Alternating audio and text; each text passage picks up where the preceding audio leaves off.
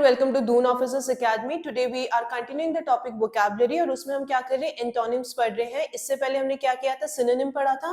Synonym किस तरीके से आते हैं, that is also we have discussed in a format of a questions. इन क्वेश्चंस के फॉर्म में हमने नए नए वर्ड सीखे। आज एंटोनिम्स करेंगे और आपको पहले ही बताया गया था कि दो तरीके से क्वेश्चन के फॉर्मेट होते हैं।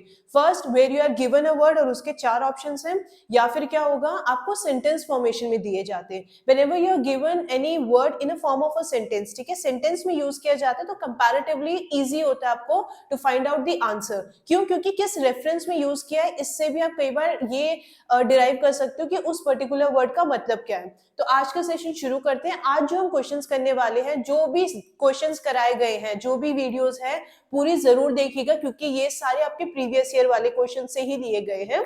तो आज के हम किस फॉर्मेट में करेंगे, today we are doing the questions in the format of sentences. ठीक है, सेंटेंसेस में आपको वर्ड जो दिया गया है उसका आपका एंटोनिम निकालना है।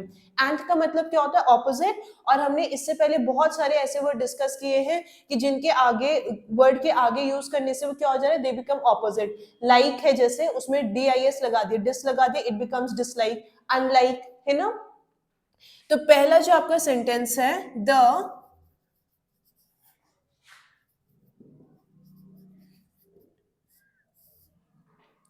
The complaint was not supportive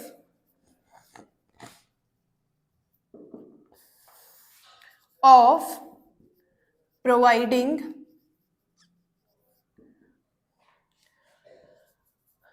all facts in the court.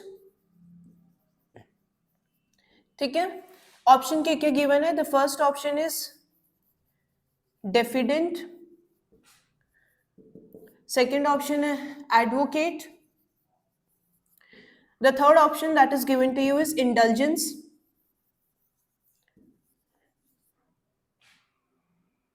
और लास्ट ऑप्शन आपका क्या है, सर्वेंट। ठीक है, अगर आप वर्ड देखोगे, कंप्लाइंट जो है उसमें एक वर्ड आ रहा है ना, कंप्लेन, है ना। There is a word in complaint that is complain. ठीक है, the complaint was not supportive of providing all facts in the court. Complaint का मतलब है जो कंप्लेन कर रहा है। ठीक है, क्या क्या ऑप्शन है, डेफिडेंट, इसमें एक वर्ड है ना डिफेंस, जो डिफेंस प्रोवाइड कर रहा है। ठीक है, the one who is providing defence, defence lawyer भी हो सकता है।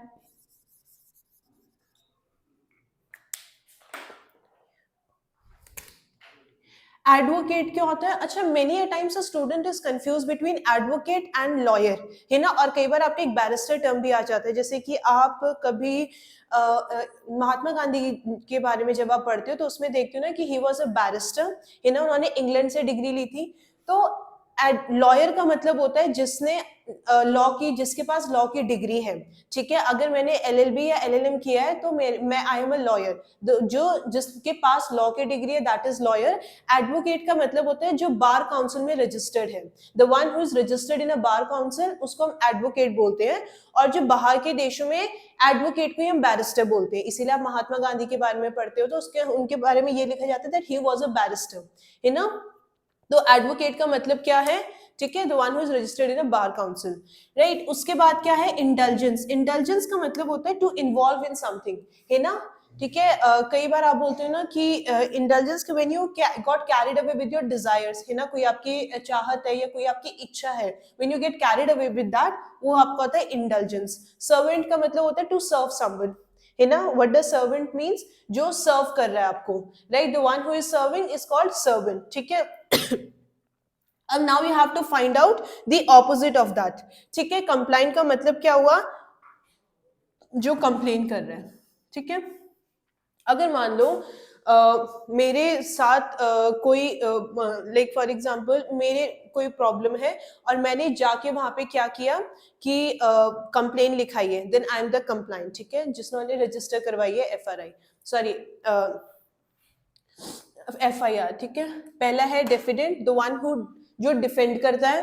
ठीक है, इसका ऑपोजिट बोला है ना, जो कंप्लेन कर रहा है, और दूसरा क्या है, जो डिफेंड कर रहा है, राइट। तो it should be diffident, right. Second question पे आ जाते हैं हम।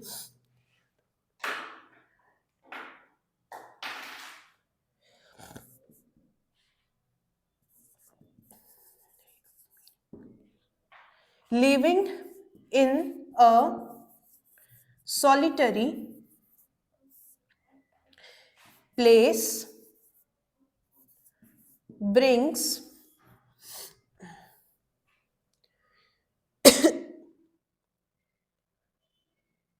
inhibited. Living in a solitary place brings in some of the satisfaction.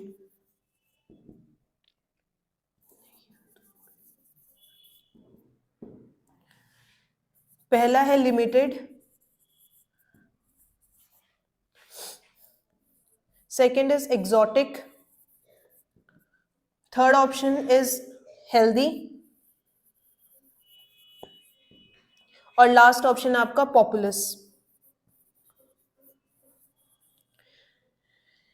Living in solitary place brings in some of satisfaction. ठीक है, एक वर्ड सुना होगा आपने, solitude. There are people who absolutely love their solitude. Solitude का मतलब होता है कि कुछ लोग होते हैं ना, they find peace when they are alone, है ना, कि भाई खुद की लाइफ को क्या करते हैं, बैठ के अकेले रिफ्लेक्ट करते हैं. या फिर कई बार लोग क्या करते हैं कि आपने देखा होगा पहाड़ के किनारे बैठ के बस they just enjoy there own company. ठीक है, सॉलिट्यूड का मतलब होता है ऐसा कोई भी आदमी जिसको अपने अकेले रहना पसंद है, one who enjoys their own company. अब सेंटेंस में देखो किस तरीके से यूज किया गया है. Living in a solitary place brings in some of the satisfaction, है ना. जब आप अकेले रहते हो, बोलते हो ना कि खुद को आपको ढूंढने की जरूरत है. How do you do that? By reflecting upon your life, कि आपने लाइफ में क्या क्या किया है, क्या चीजें करनी चाहिए आपको, क्या गलत की है, क्या सही कर सकते हो आप. राइट. सो सॉलिटरी का मतलब है when you spend time with yourself you find peace, है ना. लोनलीनेस नहीं होता ये. ठीक है, please don't take it as loneliness. Right. अकेले रहना और इंडिपेंडेंट तरीके से रहना, दोनों में फर्क है. तो सॉलिट्यूड का मतलब होता है अकेले में जब आप रह रहे हो but you find piece in that, है ना. आप दुखी नहीं हो क्योंकि आप अकेले हो, you find piece in that. अब है living in a solitary place bring. अब जब आप अकेले रहोगे, अपनी लाइफ के बारे में रिफ्लेक्ट करो, तो आप क्या करोगे भाई, आपको सेटिस्फैक्शन है ना, आपको खुशी मिलेगी, आपको संतुष्टि मिलेगी कि भाई इंसान को अपने बारे में जानना बहुत जरूरी है. पहला ऑप्शन क्या है, लिमिटेड. लिमिटेड का मतलब क्या हो गया, रिस्ट्रिक्टेड. ठीक है, मान लो कि जैसे ये बोर्ड है, तो इसकी एक बाउंड्री है ना, तो मेरे पास लिमिटेड स्पेस है, I have a restricted space to write upon the board, है ना. ऐसा तो है नहीं कि दीवार पे लिखना शुरू कर दूंगी मैं, जितनी बोर्ड के आपके डायमेंशंस है उसी के अंदर लिख सकती हूँ मैं. तो लिमिटेड जगह है मेरे पास, मतलब रिस्ट्रिक्टेड. सेकंड ऑप्शन क्या है, एक्सोटिक. आपने बहुत सुना होगा कि वो एक्सोटिक वेकेशन पे गए हैं. एक्सोटिक मेनली आपका फॉरेन जगहों को रेफर करता है, but in terms of pleasure. तो मतलब वेकेशन के तौर पे कहते हैं ना, एक्सोटिक सी जगह पे जाना है. Now what does that mean, मतलब बाहर कोई जगह जाना है आपको, लेकिन वो किस सेंस में यूज किया जा रहा है, to have fun, right, to enjoy. तो एक्सोटिक भी नहीं हो सकता. फिर आता है हेल्दी. भाई हेल्दी क्या है, अब जब साइंस में एक आपकी WHO के द्वारा दी गई एक कि हेल्दी का मतलब क्या है, एक पर्टिकुलर डेफिनेशन दी गई है, when you are physically as well as you mentally fit, है ना. सिर्फ बाहर से दिखने में नहीं, मेंटली भी आपको फिट होना चाहिए. भाई अगर क्या कि कोई एक है जो बाहर से देखने में उसको कोई बीमारी नहीं है, बट मेंटली क्या है, वो अनस्टेबल है या फिर इमोशनली अनस्टेबल है. राइट, छोटी छोटी बातों पे क्या कर देता है, दुखी हो जाता है. राइट, छोटी सी बहुत ओवर सेंसिटिव है. राइट, तो हेल्दी भी नहीं हो सकता. पॉपुलस का मतलब होता है पॉपुलेशन से मतलब है इसका. ठीक है, बहुत ज्यादा भीड़ भाड़. सॉलिट्यूड या सॉलिटरी का मतलब क्या है, अकेले, है ना. उसका ऑपोजिट क्या होगा, पॉपुलस, मतलब बहुत ज्यादा भीड़. So what should be our right answer, it should be populous. ठीक है, तो सॉलिटरी का मतलब क्या है, अकेले रहना. ठीक है, लोनलीनेस इसका आंसर नहीं है. ठीक है, सॉलिटरी का मतलब ये नहीं है कि कोई समवन, है ना, अकेले रहना और लोनली फील करना. भीड़ में भी आप अकेले महसूस कर सकते हो, जरूरी नहीं है. तो सॉलिटरी का मतलब क्या है, जो अपने अकेले रह के भी खुद की कंपनी एंजॉय कर सकता है. लिमिटेड मतलब रिस्ट्रिक्टेड. एक्सोटिक मतलब इन ये किस सेंस में यूज किया जाता है, फॉरेन डेस्टिनेशन के लिए, where you want to go out and have fun. Right. Healthy सबको पता है ना, क्या भाई, healthy well being of mentally as well as physically. Populous का किससे रिलेशन है, पॉपुलेशन से. अगर मैं बोलती हूँ कि India is one of the most populated country, इसका मतलब क्या हुआ कि बहुत ज्यादा पॉपुलेशन है, बहुत ज्यादा लोग है ना इसमें. और सॉलिटरी का मतलब क्या है, अकेले की बात की जा रही है. तो इसका जो एंटोनिम हो गया वो कौन सा हो गया, पॉपुलस हो गया. ठीक है, अब आ जाते हैं नेक्स्ट क्वेश्चन पे. अगर आप सी सेंटेंस पढ़ के भी देखोगे कि ऐसे कौन सी चीजें जो आपको सेटिस्फाई करती है ना। सॉलिटरी, सॉलिट्यूड एक वर्ड अगर आपको पता होगा तब भी आप सॉलिटरी का मतलब निकाल सकते हो।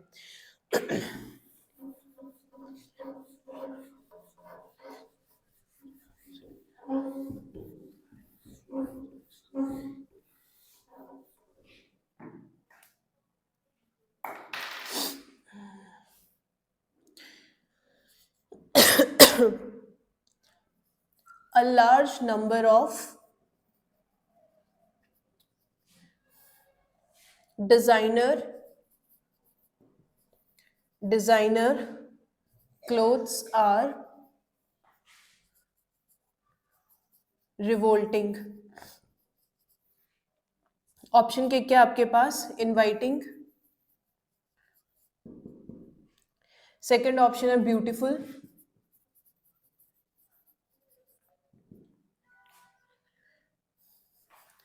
Next option is fashionable, last option है आपका डिलाइटफुल।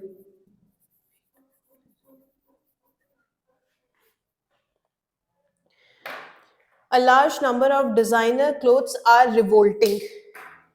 रिवोल्ट सुना होगा ना, जब आप हिस्ट्री में पढ़ते हो रिवोल्ट ऑफ 1857 क्या हो रहा था उसमें।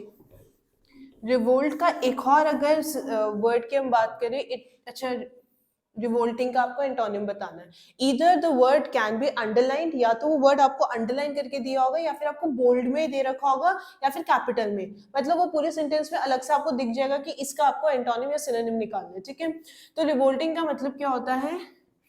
रिपल्सिव भी बोल सकते हो आप। ठीक है, इसको ऑप्शन के क्या दिया? इनवाइटिंग, है ना। इनवाइटिंग का मतलब क्या है कि कई बार अगर मैं ये बोलूँ she has a very inviting nature, कोई बहुत हॉस्पिटेबल नेचर का है ना, आदर पूर्वक इनवाइटिंग। देन ब्यूटीफुल, है ना, ब्यूटीफुल एडजेक्टिव सबको पता है, सुंदर। फैशनेबल का मतलब क्या होता है कि relate something which is very trendy या फिर रिलेटेड टू स्टाइल, है ना। वो ट्रेंड चलते हैं कि भाई आजकल बेल बॉटम का ट्रेंड चला है, फिर कभी अनारकली सूट का ट्रेंड चल जाता है, कोई स्टाइल है, फैशन है। ठीक है, फैशनेबल का मतलब क्या है? रिलेटेड टू ट्रेंड, है ना, जो आजकल के दौर पे जो चीजें बहुत ज्यादा चल रही है, और रिलेटेड टू स्टाइल। डिलाइटफुल का मतलब क्या होता है? Something which is very pleasant. Delightful means pleasant. Alright, तो अब क्या है? रिवोल्टिंग का मतलब क्या है? रिपल्सिव। तो उसका ऑपोजिट क्या होगा? इनवाइटिंग, है ना।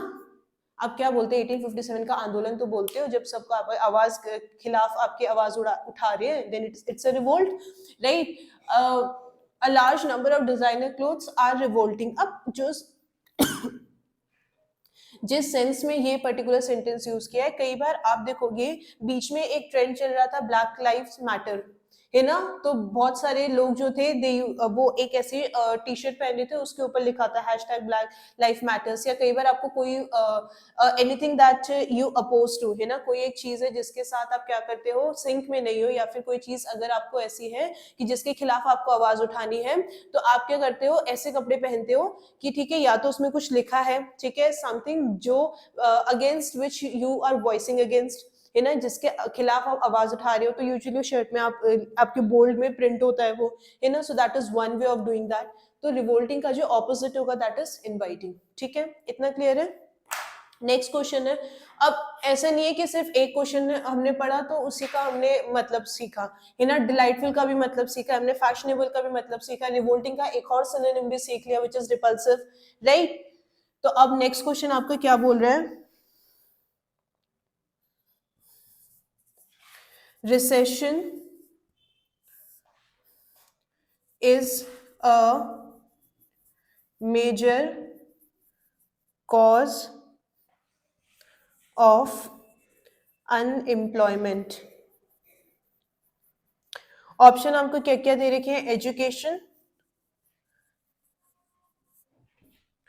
Second option is inflation,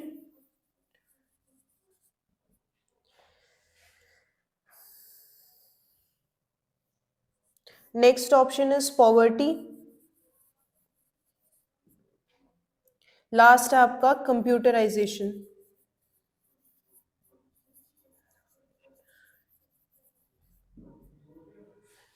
right. Recession is a major cause of unemployment. Recession का मतलब क्या होता है? अब जब कोविड चल रहा था तो आप बोलते थे ना कि रिसेशन चल रहा है। रिसेशन का मतलब क्या होता है? हाँ, रिसेशन में, अच्छा कोविड में क्या हो रहा था? इकोनॉमिक एक्टिविटीज बहुत कम हो गई थी। सो बेसिकली रिसेशन ऐसा टाइम पीरियड होता है जब आपकी इकोनॉमिक एक्टिविटीज कम हो जाती है। अब जब आपकी इकोनॉमिक एक्टिविटी कम हो गई तो आपकी जीडीपी वगैरह या फिर आपकी नेशनल इनकम जो है वो कम हो जाएगी, है ना। अगर आपकी इंडस्ट्री नहीं चल रही है, ऐसे कोई भी चीजें जो आपके कंट्रीब्यूट करती है ग्रोथ में या फिर आपके इनकम में कंट्रीब्यूट करती है, जब आपको वही सोर्स नहीं है तो इकोनॉमी की एक्टिविटी कैसे चलेगी, है ना। आप बोलते हो कि भाई हमें बाहर से ग्लोबलाइजेशन की क्या जरूरत है? भाई क्यों जरूरत नहीं है ना। आप कुछ भी चीज परचेज कर रहे हो डॉलर में कर रहे हो, राइट। तो रिसेशन का मतलब होता है इकोनॉमिक एक्टिविटीज जो आपकी रिड्यूस हो जाती है, that state where the economic activities are reduced, right. तो इसका ऑपोजिट हमें निकालना है। First is education. Education is not at all related to recession, तो पहला ऑप्शन नहीं हो सकता। पॉवर्टी का मतलब क्या होता है? पॉवर्टी एक ऐसी स्टेट है where you lack money. The lack of money is what we call poverty, ठीक है। इन्फ्लेशन, कई बार आप इन्फ्लेशन आपने साइंस में भी देखा होगा। एक आई डोंट नो किस क्लास में, बट एक बलून था, इन्फ्लेटेड और डिफ्लेटेड बलून, ठीक है। इन्फ्लेशन का बेसिकली मतलब क्या होता है? Expansion, right. So inflation basically means expansion of something. Computerization का मतलब क्या है? कंप्यूटर से रिलेटेड बहुत सारी चीजें आप मैनुअली करते हो, बट उसके बाद क्या करते हो कि अगर आपने डेटा वगैरह बना दिया तो आप सिस्टम में डाल देते हो। सो दैट इज कंप्यूटराइजेशन, ठीक है। जिसमें आप कंप्यूटर की मदद से, कोई डिजिटल इंडिया बहुत चल रहा है ना आजकल। बड़ा गूगल पे या पेटीएम ये सब आप बहुत यूज करते हो, कहीं भी कुछ किया, स्कैन किया और आपने पेमेंट कर दी। So computerization is basically related to data, ठीक है, जहाँ पे आप कंप्यूटर की चीजें मैनुअली ना करके पर क्या करो, कंप्यूटर पे जब आप चीजें करते हो, then that is computerization, right. Recession का मतलब क्या हो गया? रिड्यूस्ड। इन्फ्लेशन का मतलब क्या हो गया? Expansion. So what should be the correct option? It should be B part, inflation होना चाहिए ना। So that is B, in expansion basically. Recession का क्या है? रिडक्शन, ठीक है। ये इकोनॉमिक टर्म है ना। जब आप इकोनॉमिक से थोड़ी बहुत पढ़ोगे तो उसमें रिसेशन, इन्फ्लेशन, काफी सारी चीजें आप पढ़ते हो, जीडीपी हो गया, राइट। नेक्स्ट क्वेश्चन अटेम्प्ट करते हैं। जो भी आपको वर्ड लिखाए जा रहे हैं ना, किसी एक कॉपी में नोट डाउन जरूर कीजिएगा, ठीक है। ऐसा नहीं है कि बस यहाँ पे सुन रहे हो ना। म्यूजिक वीडियो तो नहीं है ना बेटा कि इसमें आप सिर्फ सुनते रहोगे चीजें, है ना, आपको मजा आ रही है, राइट। नेक्स्ट है आपका ही फाइनली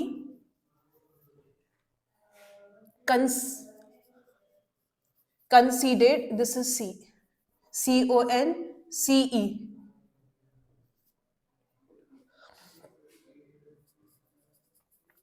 कंसीडेड के लिए पूछा गया है, ठीक है। एक बार मैं वापस से लिख देती हूँ।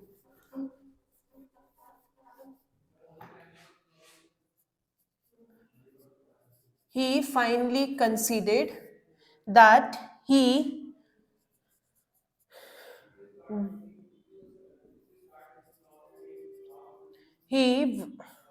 he was involved in he was involved in smuggling,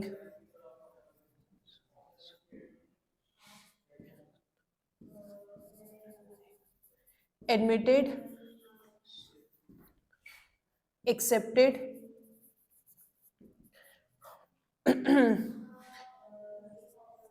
denied,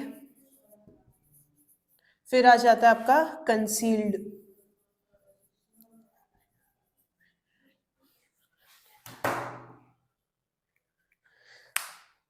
He finally conceded that he was involved in smuggling, ठीक है। उसने फाइनली क्या किया कि that he was involved in smuggling। क्या सेंस बनेगा कि एक वर्ड में ऐड कर दो सेंटेंस में और उसका मतलब निकल जाए। कंसीडेड का मतलब क्या होता है कि भाई फाइनली उसने क्या किया? ही सरेंडर्ड, है ना, कि भाई हाँ भाई मैं स्मगलिंग में इन्वॉल्व था। सो कंसील्ड का मतलब क्या हुआ? टू सरेंडर, है ना। कई बोलते हैं ना कि भाई उसने अपने हाथ खड़े कर दिए। इसका मतलब क्या है? कि भाई अब जो इससे पहले जो भी एक्शन कर रहा था अब वो नहीं कर रहा है। अब एडमिटेड का मतलब क्या होता है? एडमिट, कोई चीज एडमिट करने का मतलब है टू रिकॉग्नाइज समथिंग, है ना। अगर मैं बोलती हूँ he finally admitted that he was wrong, तो इसका मतलब क्या हुआ कि उसने फाइनली ये बात रिकॉग्नाइज की कि हाँ भाई मेरी गलती थी या मैं गलत था. सो एडमिट का मतलब क्या होता है? टू रिकॉग्नाइज, है ना, बात मान लेना. एक्सेप्ट का भी मतलब क्या होता है? कोई चीज जो है उसमें आप क्या कर रहे हो? हामी भर रहे हो. हाँ भाई कोई चीज ठीक है. तो एक्सेप्ट का बेसिकली मतलब क्या हो गया? To approve something. ये मैं यहाँ ऊपर लिख रही हूँ, ठीक है. कंसील्ड का मतलब क्या हुआ? टू कंसील समथिंग, उसका मतलब क्या है? टू हाइड समथिंग, है ना. कोई चीज जो है अगर मान लो for example in a class, कई बार ऐसा होता है ना कि भाई फर्स्ट पीरियड में आप अपना क्या करते हो कि लंच ब्रेक आपने खोल दिया, आपने देखा टीचर आई तो आपने क्या किया? ऐसे फट से उसको छुपा लिया, है ना. अपना लंच बॉक्स छुपा लिया. अगर आपके मुंह में भरा हुआ है तो you will hide your face as well, है ना. तो यू आर कंसीलिंग दैट, है ना. मेकअप में भी कंसीलर होता है. कंसीलर क्या करता है? हाइड करता है ना आपके. अगर मान लो आपके कोई मार्क्स हैं, ठीक है, कोई एक्ने मार्क्स है, उसको कंसील कर रहा है, छुपा रहा है वो, है ना. और ये जो भी लड़के हैं कि बोलते हैं ना कि भाई लड़कियां बहुत मेकअप यूज करती है, ऐसा नहीं है ना. कभी आप जो आपके मेल एक्टर है ना, उनसे पूछना, right. Everybody use makeup to look good, ठीक है, और उसमें कुछ ऐसे गलत भी नहीं है. To conceal something is to hide, है ना, कि भाई लोगों की नजर से कुछ चीज छुपाना, उसका क्या हुआ? That is conceal, right. To hide something. अब देखो क्वेश्चन में क्या बोला जा रहा है? कंसीडेड का मतलब क्या होता है? टू सरेंडर, है ना. सरेंडर. डिनाइड का मतलब क्या होता है? मना करना, है ना. एक होता है कि हाँ भाई मतलब मैं सरेंडर कर रही हूँ, और एक अगर बोलता है कि नहीं भाई मैं इन्वॉल्व नहीं था स्मगलिंग में, तो उसको ऑपोजिट क्या हुआ? डिनाइड हुआ, right. To surrender is to accept, right, कि हाँ भाई मैं स्मगलिंग में इन्वॉल्व था. यहाँ पे वो क्या कर रहा है? सरेंडर कर रहा है भाई, अपना जो उसने क्राइम किया है वो एक्सेप्ट कर रहा है. डिनाइड का मतलब क्या हुआ? कि भाई मना कर रहे हो, तो उसका एंटोनिम जो होगा वो क्या होगा? C, that is denied, right. Next question पे आ जाते हैं आपके.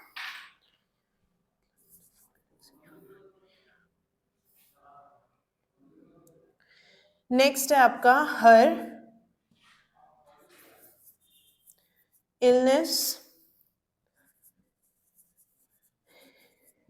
enervated the whole family.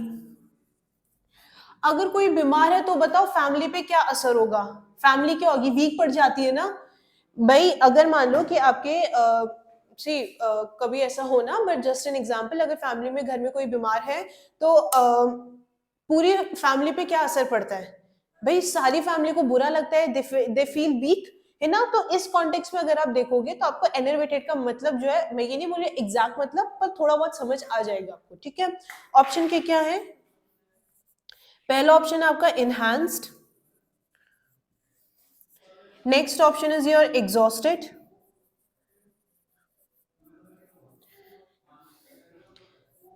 Weekend. Last है आपका एनर्जाइज्ड, ठीक है.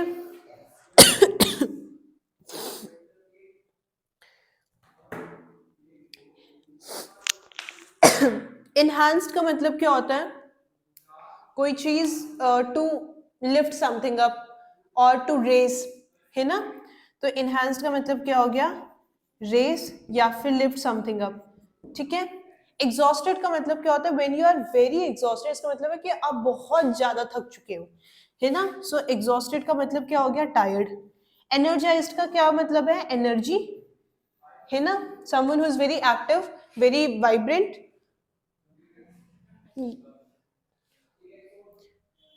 वीकेंड का अगर वैक्सीनेशन के बारे में जब आप पढ़ते हो ना, तो उसमें ना ये स्टेटमेंट दिया गया होता है कि वैक्सीन में या तो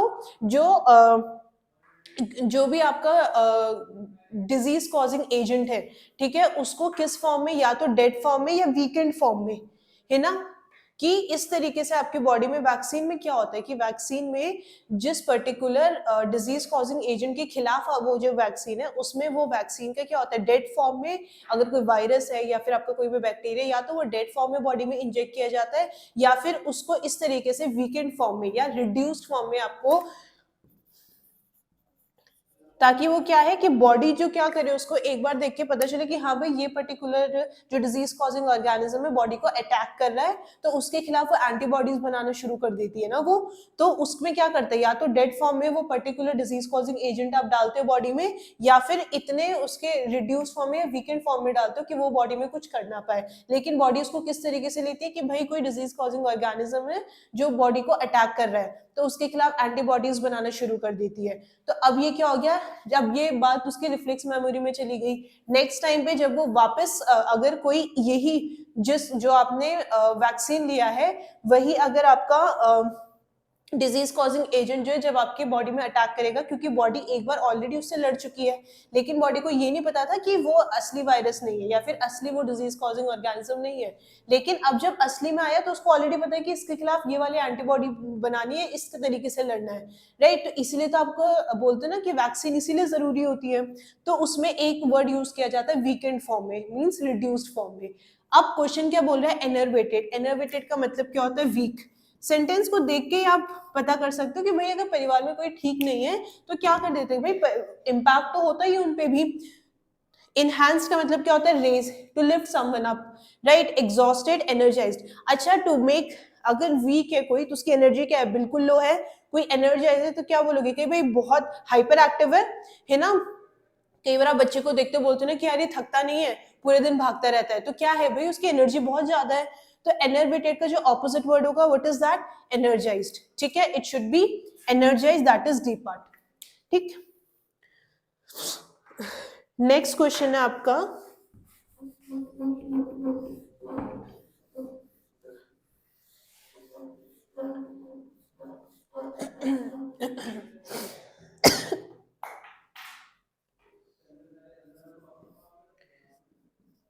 the committee rejected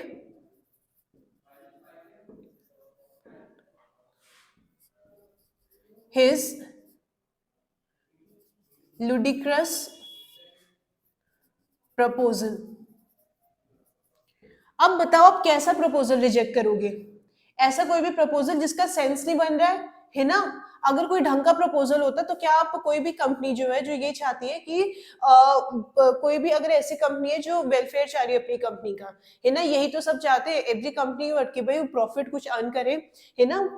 तो अगर कोई आपका ढंग का प्रपोजल होगा तो कोई कंपनी उसको रिजेक्ट करेगी नहीं।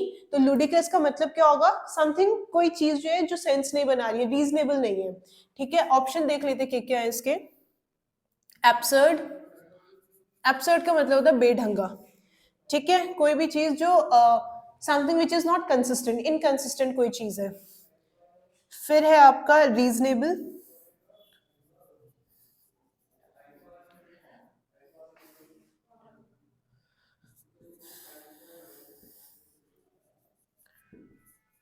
फार्सिकल, और लास्ट ऑप्शन है आपका स्टूपिड।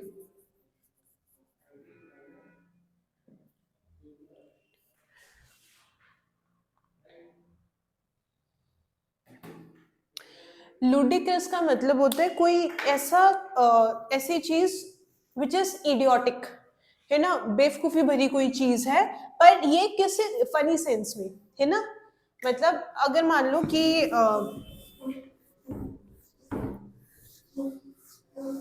अगर मान लो किसी के सर में चोट लगी है, ठीक है, और इट इज ब्लीडिंग, तो कोई एक बच्चा आके बोलता है कि लो भाई मैं ये छोटी सी बैंडेड लगाऊं, ये लगा दो, इट विल बी सफिशिएंट, है ना। लोग क्या बोलेंगे कि बेवकूफी भरी बात कर रहे हैं, हंसेंगे उसके ऊपर, राइट। तो लुडिक्रस का मतलब क्या होता है, समथिंग विच इज इडियोटिक, है ना, फनी सेंस में।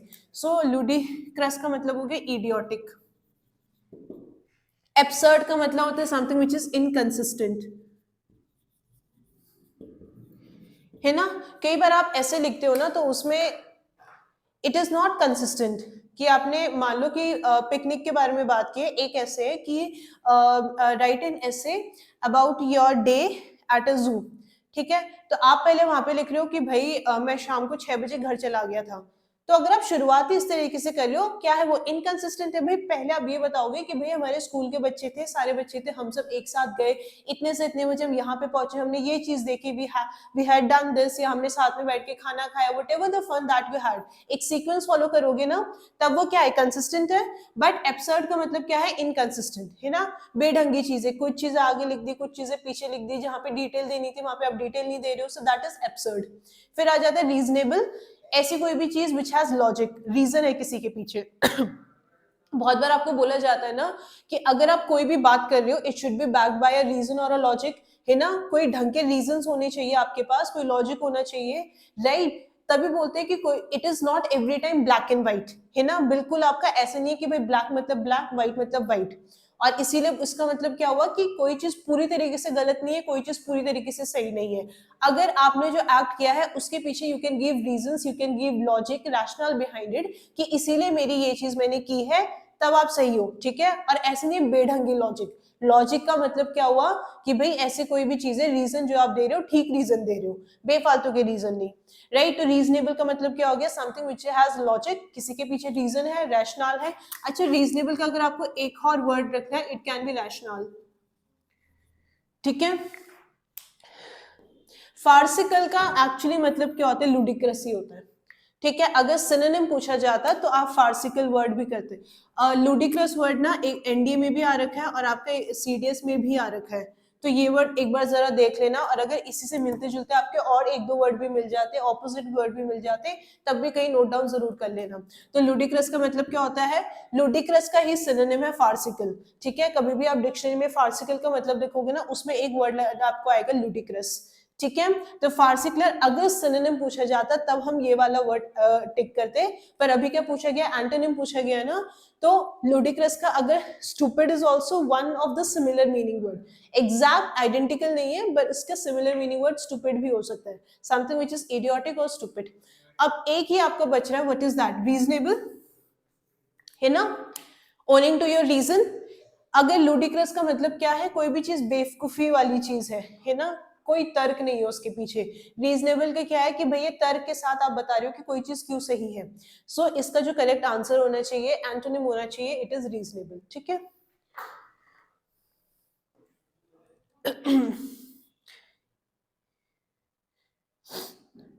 एक और क्वेश्चन कर लेते हैं last. His eloquent speech helped him bag, this is B, bag the award। अच्छा, अब इसके ऑप्शन की क्या है, ल्यूसिड, आपने सुना होगा ल्यूसिड वाटर, एकदम क्लियर वाटर, ठीक है। फिर है विविड, विविड का भी मतलब क्या होता है, क्लियर, है ना। कई बार आप बोलते हो ना कि आई हैव अ विविड मेमोरी, इसका मतलब क्या है, मुझे बहुत क्लियरली याद है कि बचपन में हम ये चीजें कर रहे थे। तो विविड ना आपने कई बार आप मेमोरी के कॉन्टेक्स्ट में भी सुना होगा, ठीक है। इसीलिए आपको बोला जाता है कि इंग्लिश न्यूज़पेपर जरूर पढ़ो, राइट, मूवीज देखो, अगर ऐसे भी समझ नहीं आती सबटाइटल के साथ भी देखो, कोई उसमें दिक्कत नहीं है। देन इट इज शॉर्ट, और लास्ट है इनआर्टिकुलेट।